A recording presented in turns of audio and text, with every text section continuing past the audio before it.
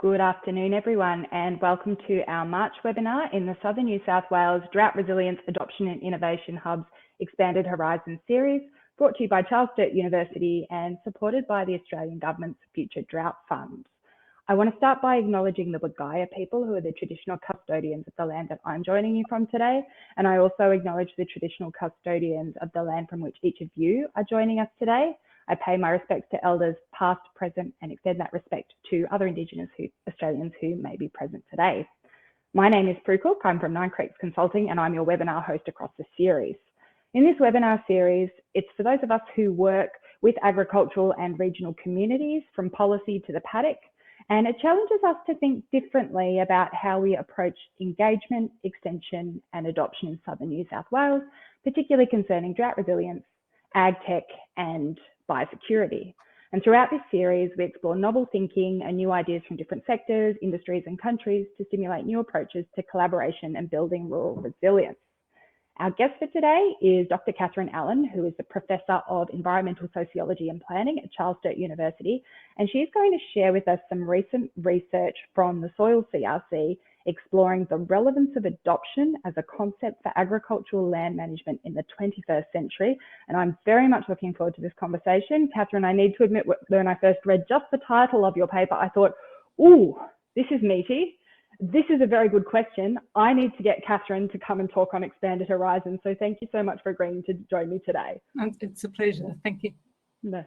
And look, if you're new to our Expanded Horizons webinar series, you'll know that this is not a PowerPoint presentation delivery style.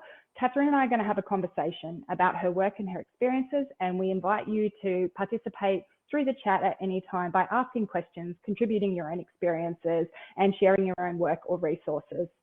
If you have any technical issues or you need to leave early, everyone will be sent a recording straight after this email, which will also have a link to our YouTube channel where you can see previous webinars that we've done in the series.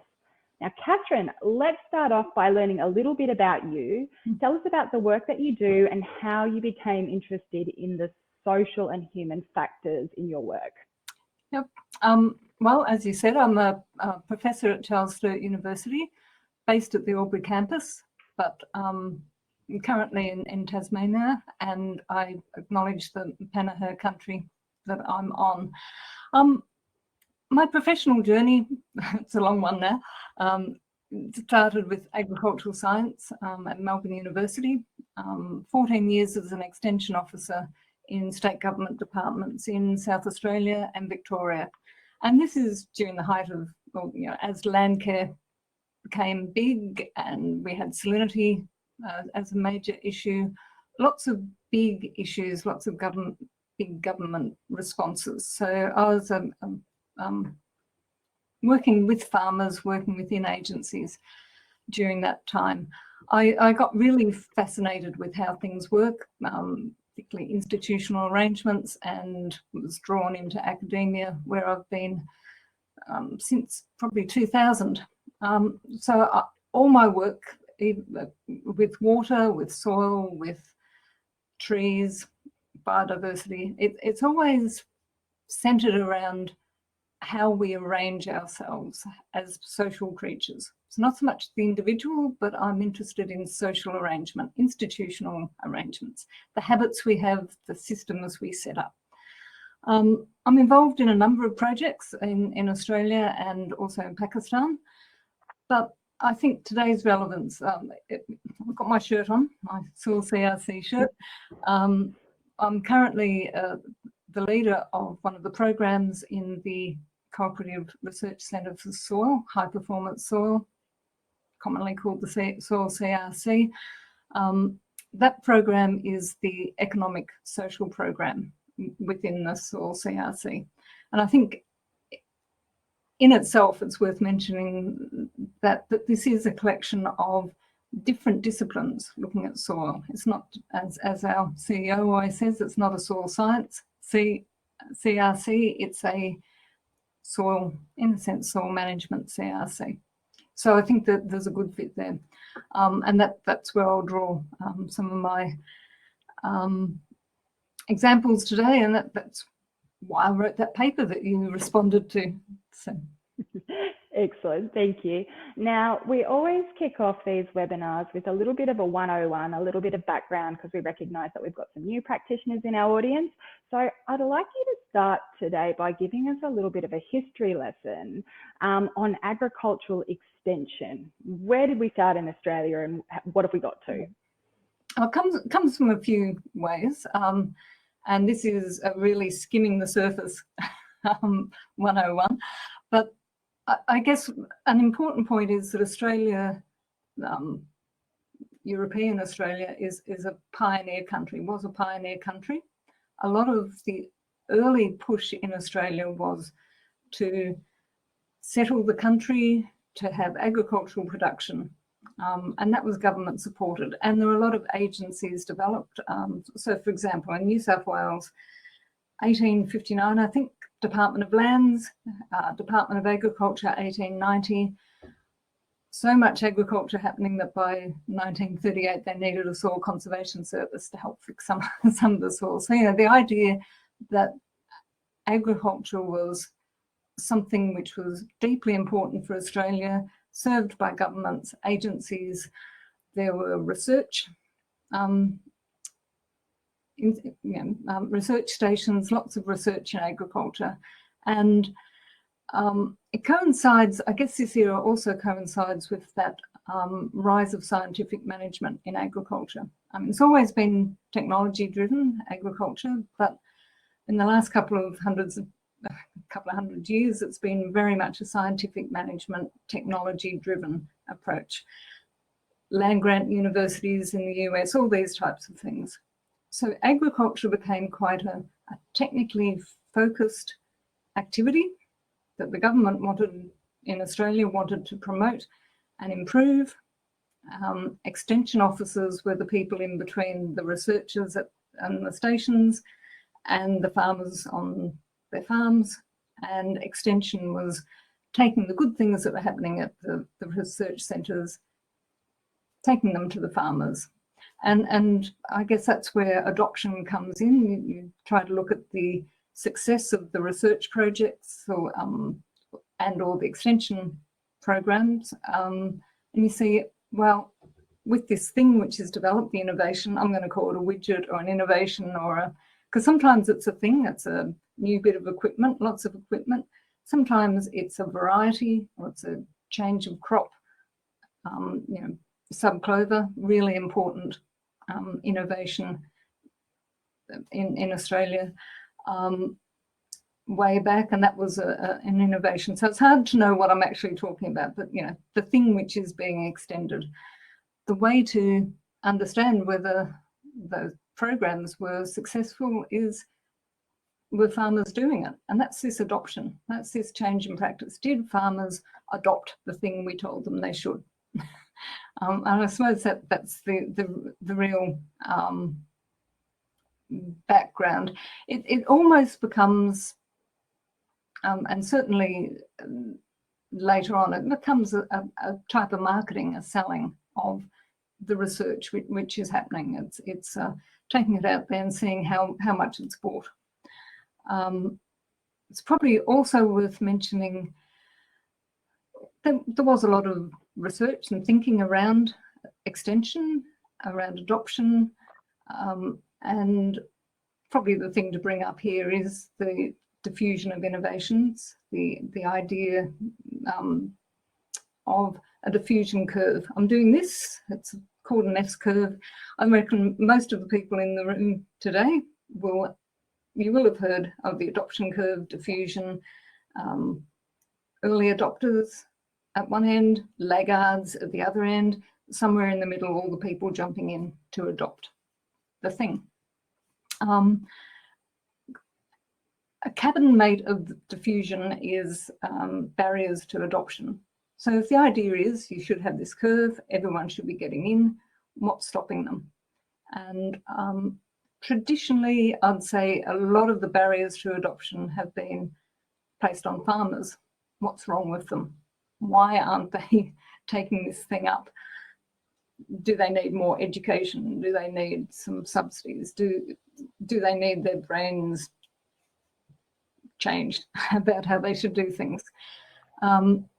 probably more recently, there's been a bit more focus on, is the thing actually adoptable? So is it suitable? And that's probably where we are at the moment for the 101. Perfect. And your paper talks about top-down and bottom-up approaches to extension. Can you give us a quick recap on both of those? Yep. So I guess the traditional model really is quite a simple linear model.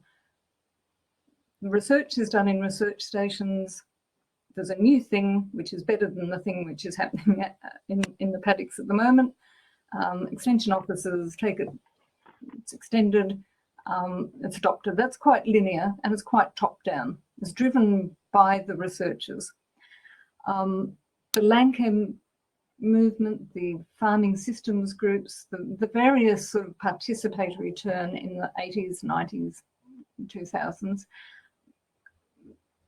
really helped show that's not enough, that the experts who are really good at the things that they're expert on in the research stations may not know what's needed in the field. So the bottom up is more about involving end users, farmers, consumers, more in the early stages of that development, having them involved in there. It's still quite linear. It's still saying, here's a thing, but it's looking at how can that thing be most appropriately used. It's got a lot more, I'd say it's a participatory approach to the bottom up.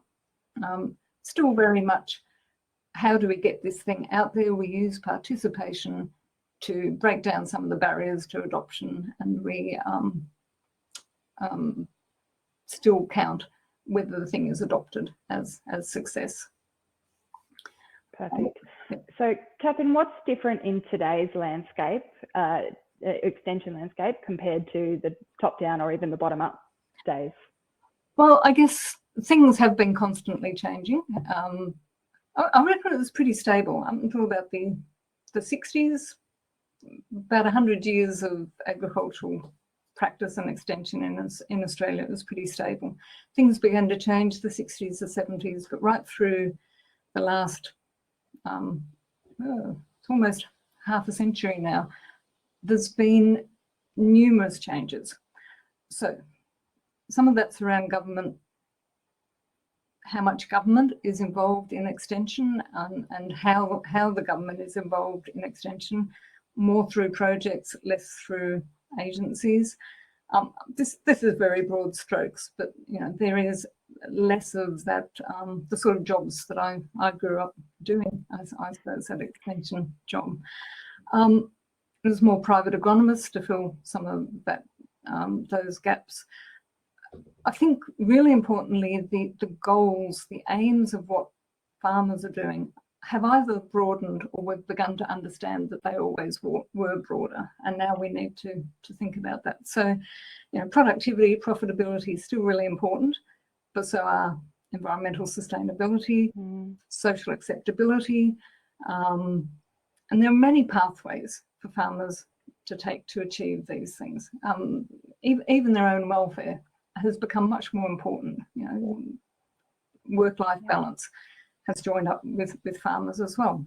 So all these things make it a much more complex environment than the simple agricultural production model of the 40s, say. And I think the other thing is there's probably much more focus on individuals and less on districts, which means the management advice is what's best for the individual, not necessarily what's best for the broader environment. And so there's a little bit of a clash happening there, I think. Yeah. Excellent. And the information landscape as well too. We've gone from a period of information deficit to now is information overload. It's coming from everywhere. Often it's contradictory in nature. So, getting farmers' attention is a lot more challenging than it was in the first place, let alone to get them further down a continuum. Yep. I think often what the advice is then is how to steer through all that information rather than provision of information. So, yeah. navigate complexity, which we're going to talk more about. Let's dig into your particular research now. And why was it important for you to explore the relevance of adoption in this paper? Now, before you answer that, I will share with everyone a handout. Catherine has prepared a 2-page summary with of her paper that you can take away from today. So I'll share that now so that you've all got something to take away. But Catherine, why was this an important topic for you? Yep. So that paper shares the paper, and I thought it was just useful to summarize it there. You'll see that was it comes from research that was a project led by Professor Vaughan Higgins at the University of Tasmania, and his team of Penny Cook, Pete Leith, Melanie Bryant, Jeff Cockfield, and me. That project is up on the Soil CRC website, and I think I'll put the link to that in that handout.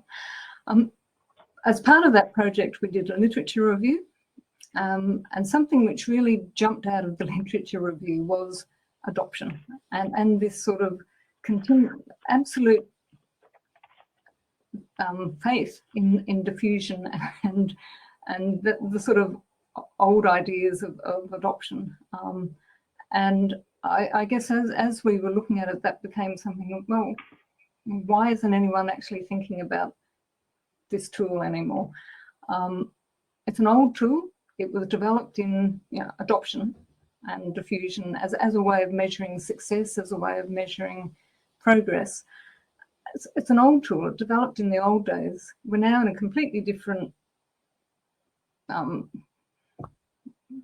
production environment, I guess, social environment, and yet we're still using these old tools. Let's have a look to see how it's being used in the literature even further, and use that as a leaping off place for reflecting on that tool. So it's not necessarily to say, oh, we should be throwing adoption out, but it's a reminder that actually there hasn't been a lot of academic energy or even government energy, I guess, put into looking at the tool of adoption. It's just assumed that's the way you measure the success of projects. So we thought it was useful to bring that up as one of the outputs of this project.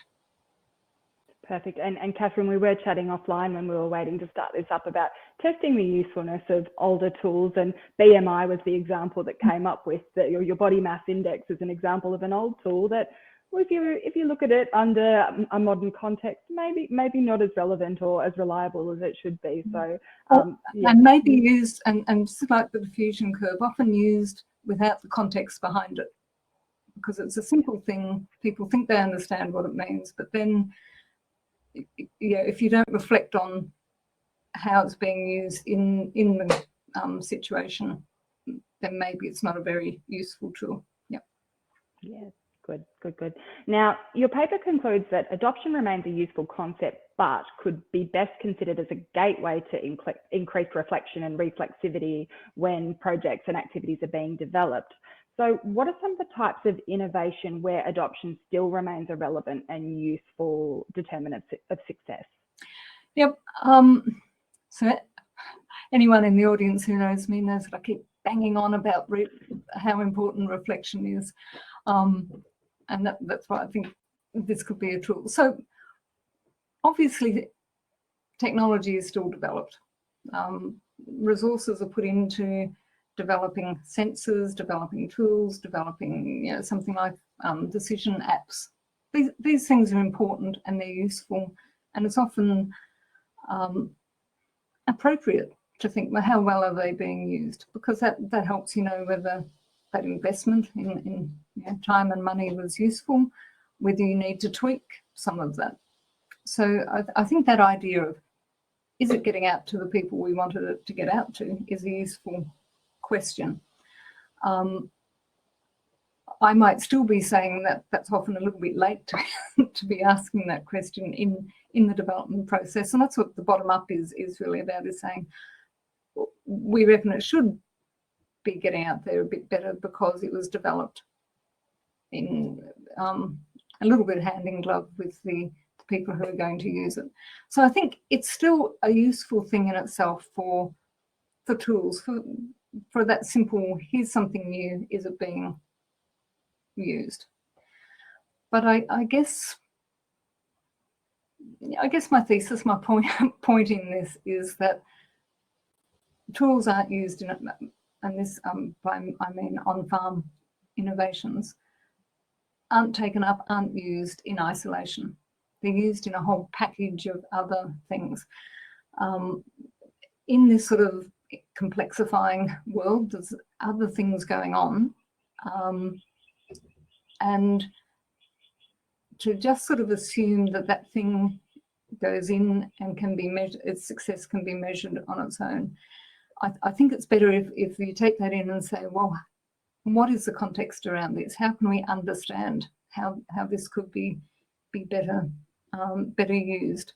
So I think in all cases, just stopping at adoption, even when it's quite appropriate, I think just stopping there is missing a lot of the information that you could get around what farmers, farming communities, Australia needs out of farming.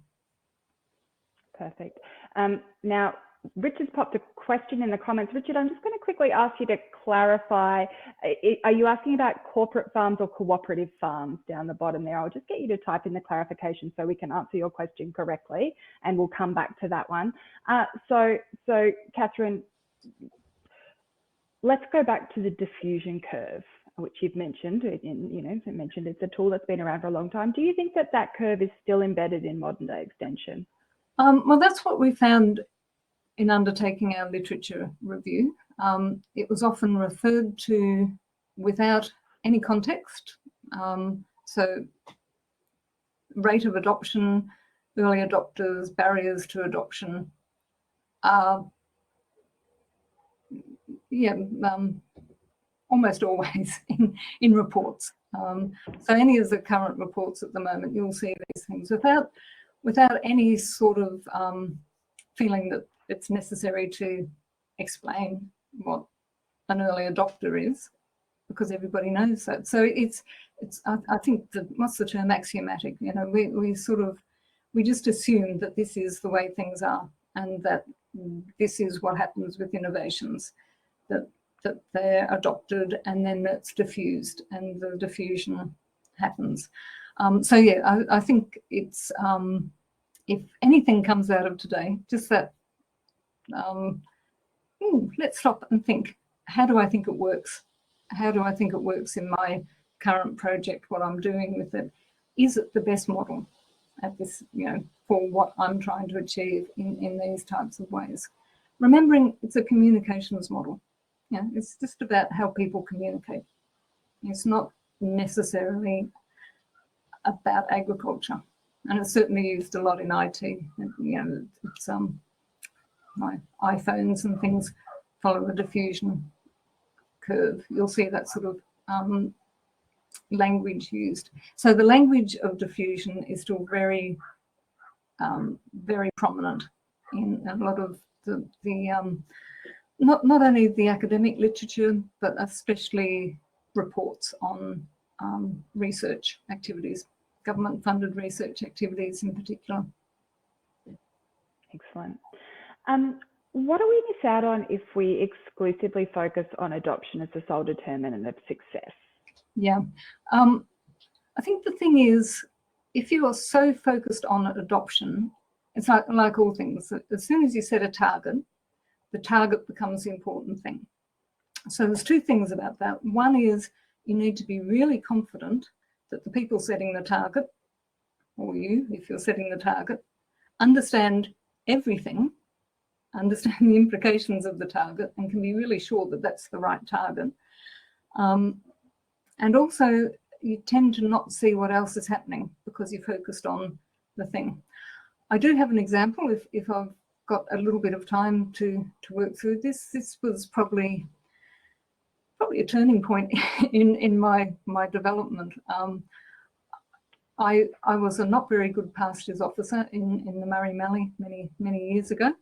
I had a project that I was meant to deliver, a short-term project, This is part of the modern world. We have, I think it was a 1-year project that I was supposed to be getting a whole lot of Phalaris cocksfoot pasture.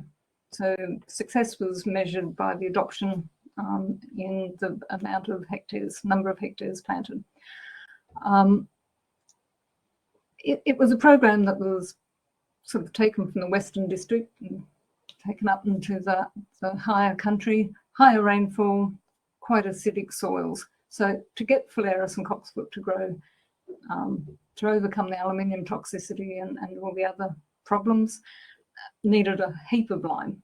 So the payback period actually ended up being about 10 years before you started making money off your fancy pasture. At the time, droughts were happening about every 5 years. The old Phalaris, Australian Phalaris, was about the only one that could cope with that sort of drought. Mostly it was knocking the pastures out. So what I actually learned a lot about how you can perennialize pasture. I learned from the farmers how they were getting perennial pastures, either in more cheaply, using native pastures, managing native pastures better. So there were some really good things happening. But if you looked at my success in that project, I was an abject failure because people weren't adopting. It made sense that they weren't adopting, but that wasn't what the project was about. So if we only focus on adoption of something, and we've got that wrong to start with, which I think is the case here, or things have changed. So, start a project 5 years later, climate change has changed all the parameters. You're missing out on all the learning which is happening. And so that would be my major lesson from this, is that we're missing out on learning, and that social learning which can occur by people trying things, changing things, adapting things. Jules Pretty always talked about adaptation rather than adoption, and that's one of the things along the way, but also just, actually, that's not the right thing for here. What are we trying to do? We're trying to get perennial pastures into the system. Let's focus on, or even perennialisation. Maybe it should be shrubs. It's not allowing complex responses to a complex situation.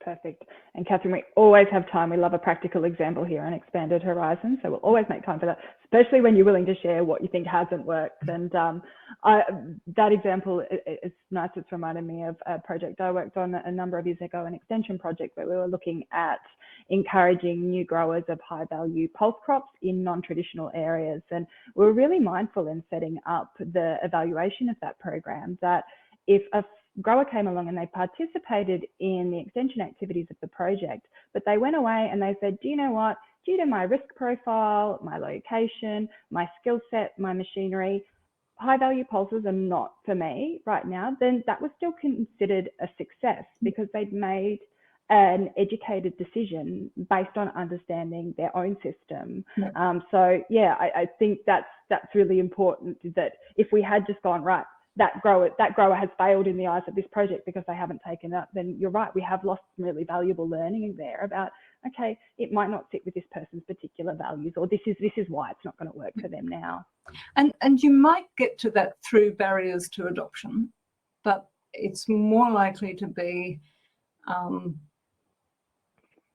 what do we need to break down that barrier to get them to adopt, rather than what does that tell us about what we're trying to promote.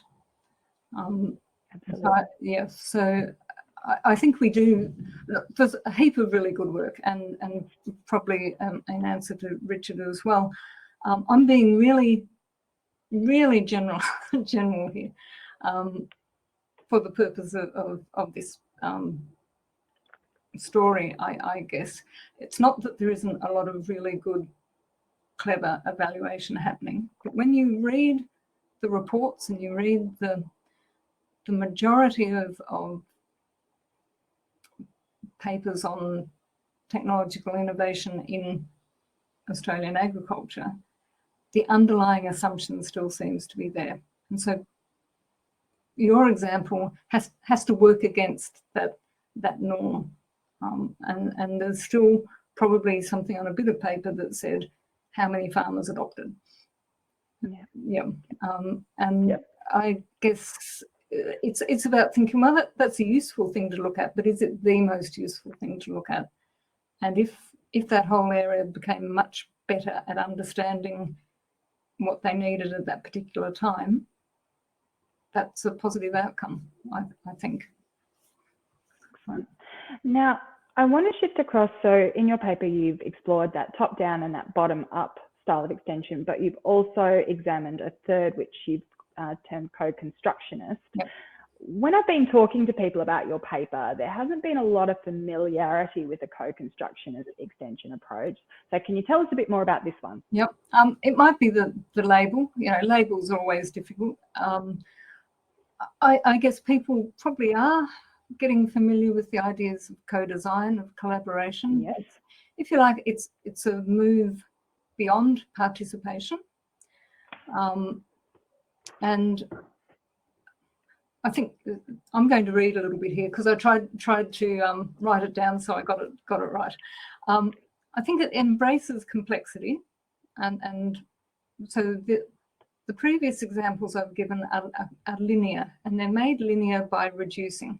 You reduce complexity down to something which is simple.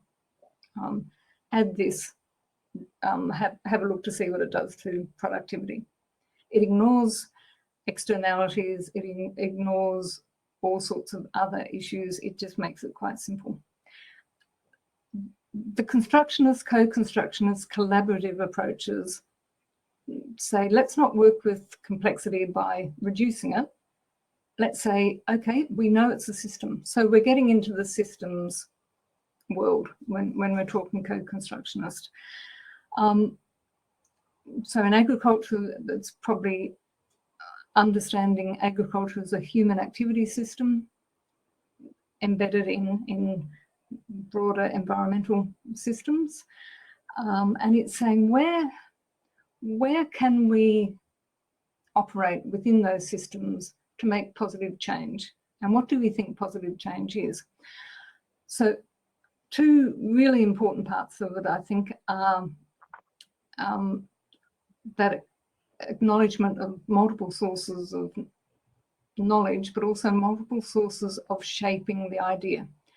So how the research agenda is set becomes really important. Who sets it, how it's set, and the increase in the range and the dynamics of the actors, that people come in as necessary, leave as necessary, which is quite different from the linear project idea of, we'll set up, we know what we're heading toward, we'll measure our success by whether we got to where we're heading. The co-constructionist is trusting emergence. If we have the right people in the room, and that's the people who need to be there, working on a complex system and seeing where they can intervene and what's needed, that's it's an emergent thing. It's not going to have an end because it's just going to keep going, and that's, I guess that's the underlying of the co-constructionist. And some of the information that you'll be handing out at the end is some of Ray Ison's systems thinking books and things, so summarising a lot of that.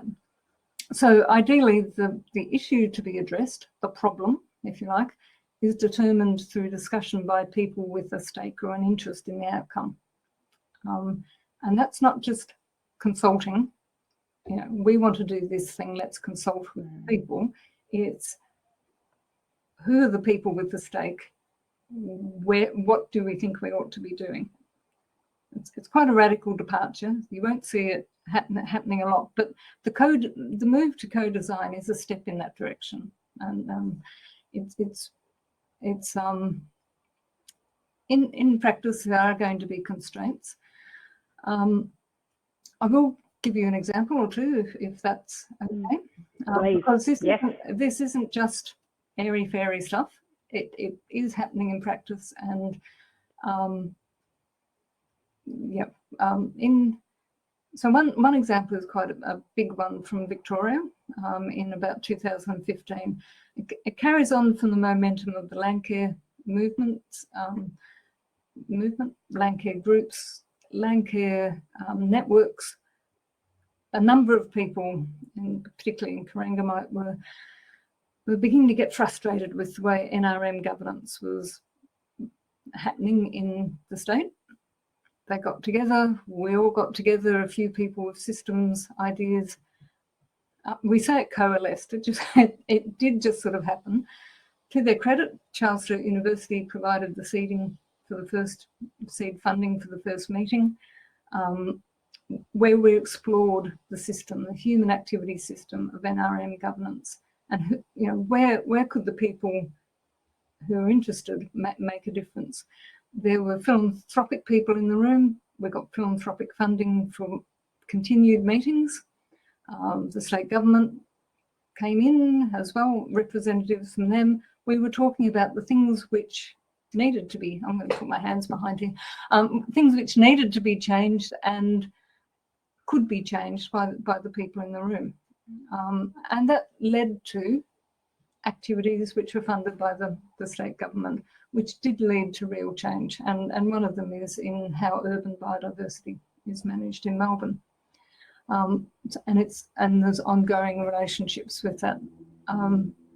So that emerged because people needed to do something, and through a facilitated process, the right people were brought together to be able to do some change.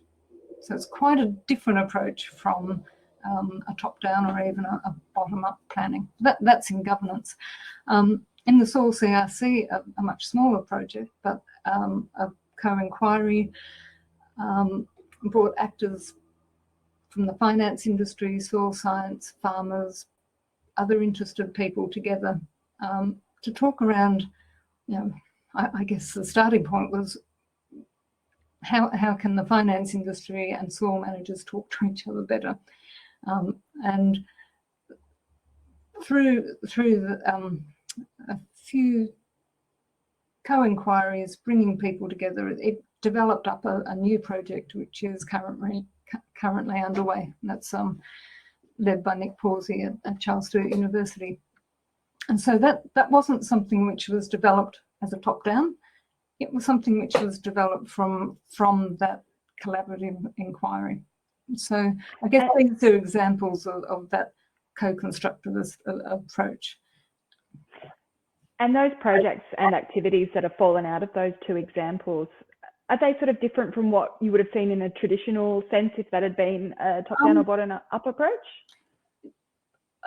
Probably not, and that's I mean, in that they are projects and they are funded, and they have endpoints.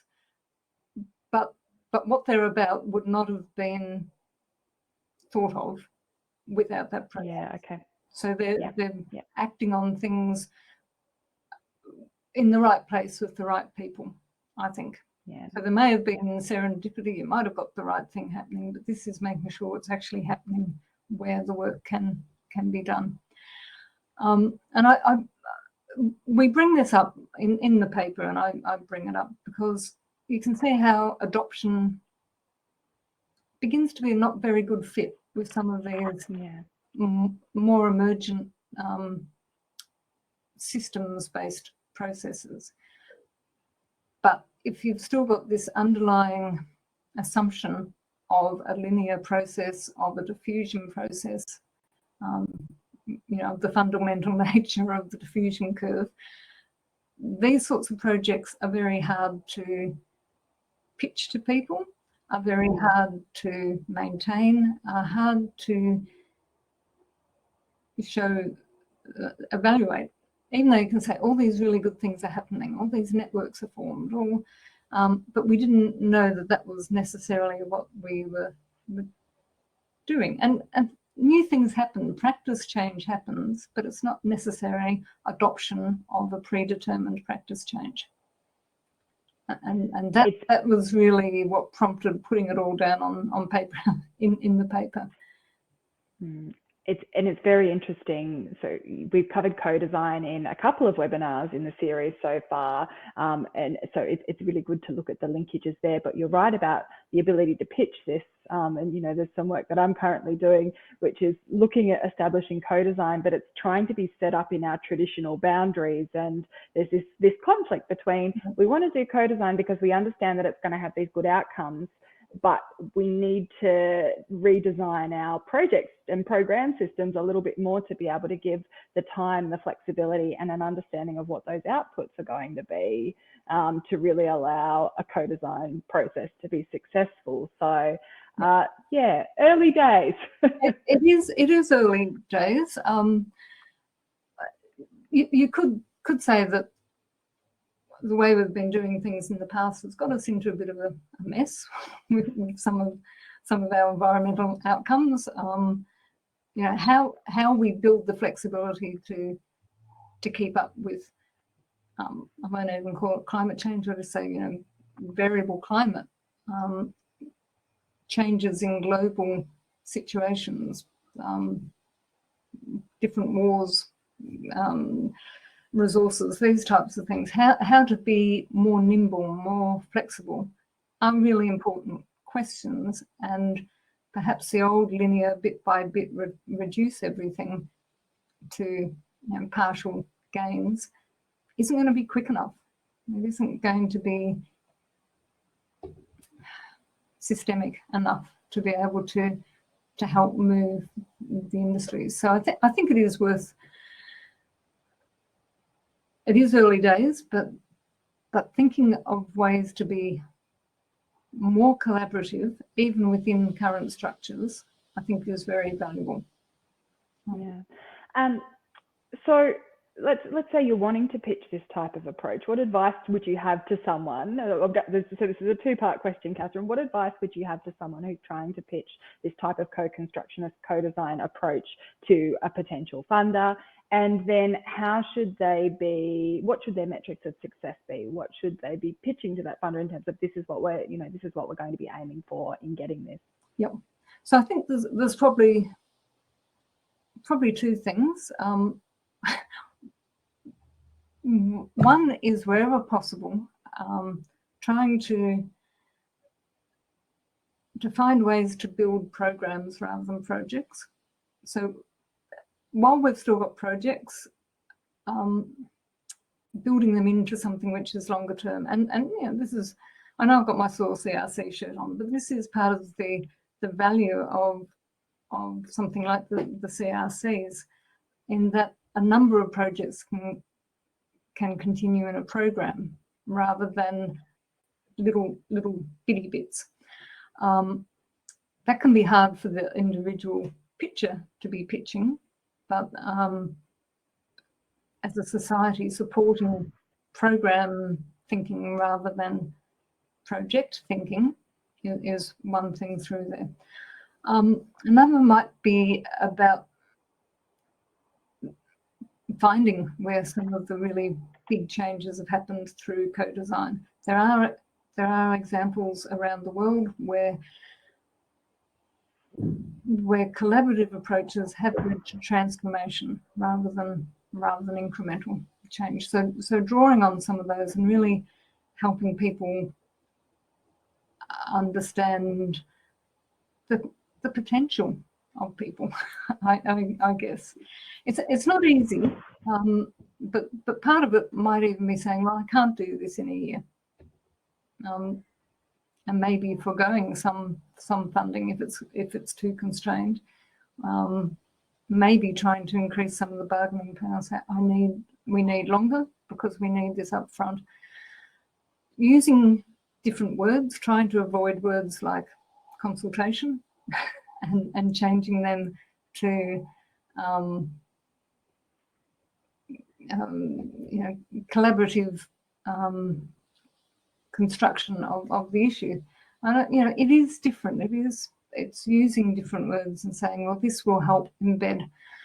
I think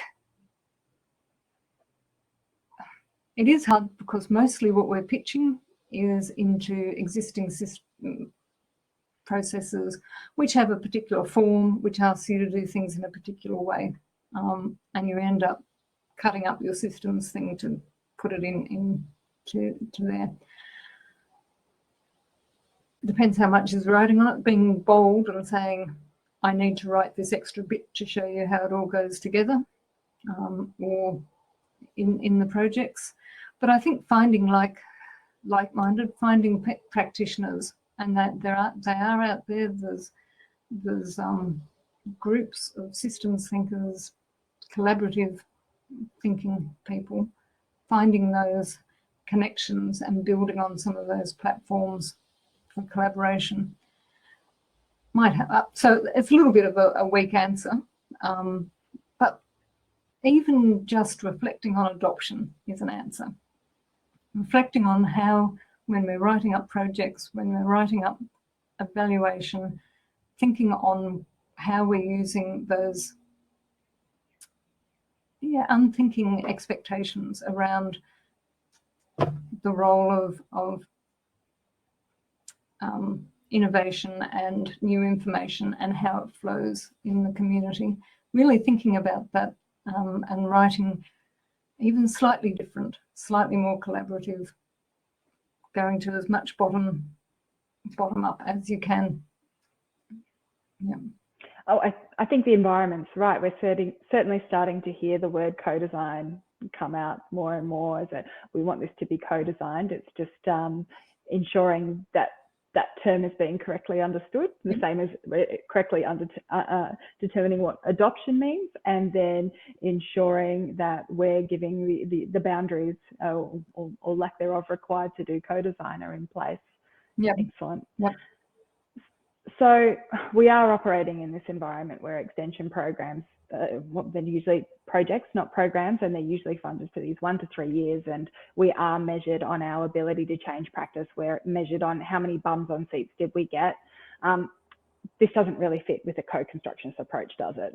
No, but I think groups, so I guess I'm a child of the groups. I think groups like farming systems groups, land care groups, that completely outlive government programs. They outlive governments. They outlive all of us. I think they are where some of these changes can happen, where some of that programmatic thinking can, the moderate term overarching thinking. So I guess it's a challenge to anyone who's in these groups to be thinking about how they approach funding. Do they just respond to everything that's out there? I've certainly done that in the past. Oh, it's about salinity, I'll write a salinity project. Rather than having a very clear, this is how we think about things, this is how we've developed our understanding of what needs to be done, of where the group can make a contribution, of who else we think needs to be in with the group. I think, so I reckon groups are where this can really sit. And there is a little bit of work in the soil CRC around this at the moment too. But I think there's real power in those community collectives that, they're not 1 year collectives. They're there for the long term. I think supporting groups is one of the ways. Maybe something like the Drought Hub. It has that longer, larger overview where things can begin to be more programmatic in there. So I guess it's about thinking how we operate, what structures we've got at the moment. Are the hubs? I probably said Drought Hub, and I should have said Drought Resilience Adoption and Innovation Hub. But they've got real potential to be able to go over the project horizons and build some of these and start co-designing projects and saying, hey, government, this is what we've decided is needed. and we can do, and this is how we can do it, and this is how you can help us. Excellent. Just want to acknowledge a comment from Richard as well too. Co-construction will be particularly important when partnering with the private sector on commercialisation of a technology. I think that the example that you gave about bringing people from the finance sector in with, with researchers, there was a really great example there. And I think the ag tech space is another one that's going to lend really nicely, where there's probably a need to make sure that there's just as many farmers brought in as there are with people in the private sector when it comes to that ag tech space, to make sure that, the solutions being offered are solving actual problems and doing it in a way that's going to be economic. Yeah. So. And what we found with the NRM was that the buzz got out, and the people who felt they needed to be there came. Some people, it wasn't the right space for them, they left, and you ended up with the sort of right people, right people, the people who can act on that thing at that time, were in the room together. So I think, it's about broadening who's involved, and whether, sorry, so I'm just reading some of the comments there now. And so I don't think it's about any particular type of farming, Richard. No, I think it's a state of mind as much as anything that I'm talking about now, and what we were producing in the paper. It's about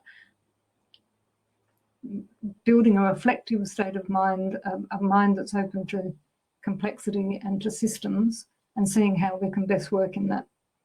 And that can happen in all these spaces, and it probably needs to happen across these spaces. Excellent. Now, we're getting close to time. So if anybody does have any existing questions, now's the time to pop them in the chat while we're waiting for any additional questions to come through. And thank you for those who have popped in some comments there as well too. I will, Catherine, get you to do what we always do to finish up these sessions, with a little bit of a Q&A. We recognise that an hour is nowhere near enough time. We just get to skim the surface. We've got to be pretty general because we've got such a diverse audience joining us today. But if anybody's wanting to find out a little bit more, tell us about some of the people, the places, the resources that you learn from, and I'll be sharing a handout so you don't frantically have to take notes while Catherine talks. Well, some of the systems works, systems thinking that's come from some of the European water work, certainly the Open University in England. And so I think Prue's probably sharing a couple of books by Ray Eisen on systems thinking for a climate change world. They're really good books to get your head right around systems thinking. So there's a summary of the adoption paper. The whole paper is available. I can't put it up on a website because of copyright, but if you're really desperate, you can send me an email and I can send you a copy as fair trading.